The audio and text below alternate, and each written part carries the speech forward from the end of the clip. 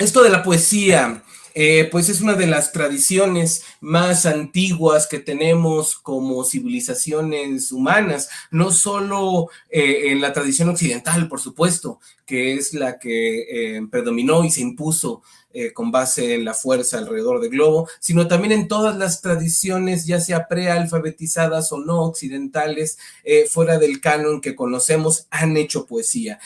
Tal vez era incorrecto llamarlo poesía porque tienen sus propios nombres, digamos que poesía es la generalidad occidental que le damos a esas expresiones, pero todas las culturas hicieron de alguna u otra manera, hicieron poesía. Los poemas están fabricados, están tejidos de unos ingredientes muy especiales. Por supuesto, la tradición, que es muy importante, la tradición de los pueblos.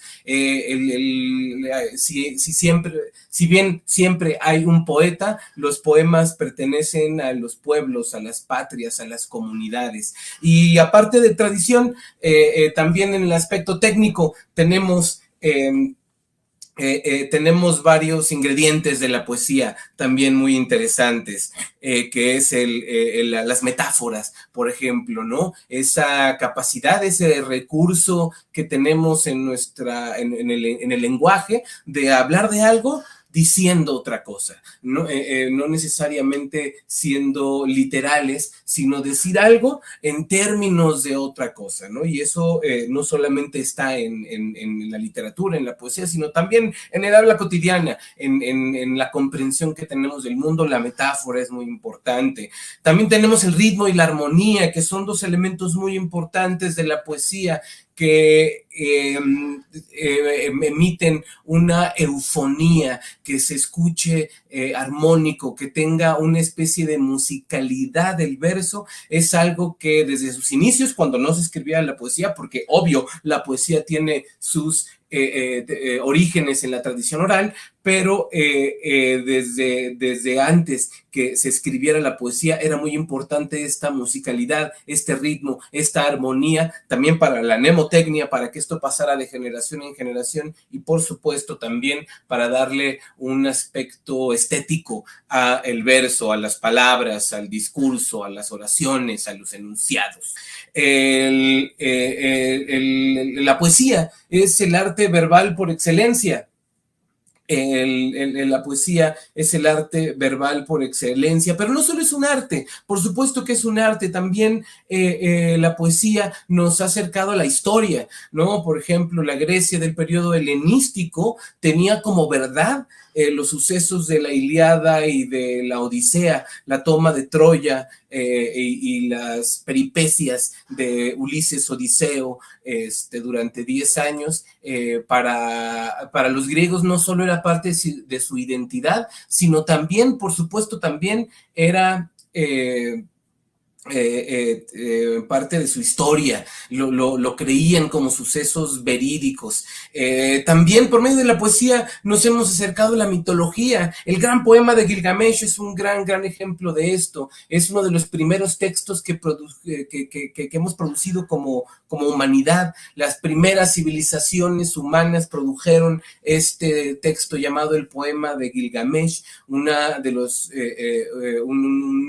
mito muy importante para la tradición occidental. También por medio de la poesía nos acercamos a las religiones. Tomen en cuenta eso, que por ejemplo antes de la Divina Comedia de Dante Alighieri no había una tradición del infierno, por ejemplo. En la Biblia se menciona muy brevemente el infierno, y Dante, por medio de la poesía, da no solo del infierno, también del purgatorio y del cielo una estructura muy particular, ¿no? Haciendo, por supuesto, homenaje a la cultura romana por medio de un poema, por supuesto. También la poesía nos acerca a las leyendas como el poema de Mío Cid, las aventuras de don Rodrigo Díaz de Vivar en su guerra de reconquista por la tierra española, ¿no? En contra de los musulmanes. Es una leyenda, es mitad verdad, es mitad ficticia, mitad tradición oral, y llega a nosotros esa tradición por medio de de la poesía.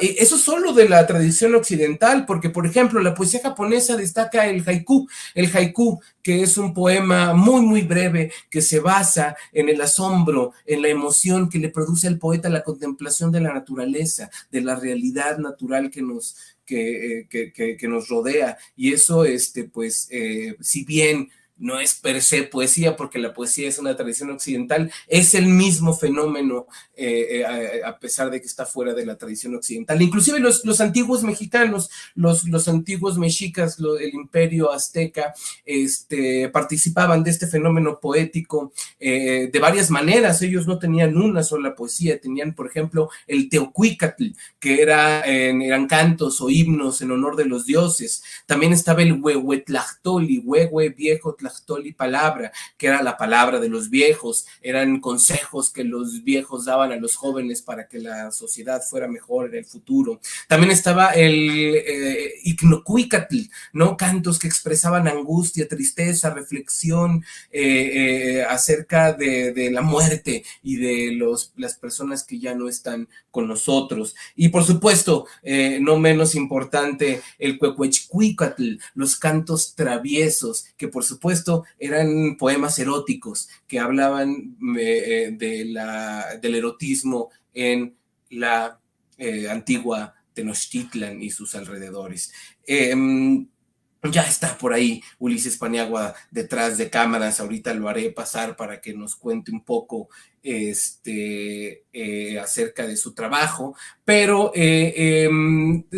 habiendo hecho esta pequeñísima introducción, pues es de lo que vamos a estar hablando en estos espacios quincenales, de la poesía en todas sus vertientes, porque también la canción es poesía, por supuesto que parten de lo mismo, y las canciones hoy en día con esta tecnología y Spotify y etcétera, pues las canciones están muy al alcance de nosotros. Eso también es tradición poética. Bueno, a ver, vamos a ver quién anda por ahí.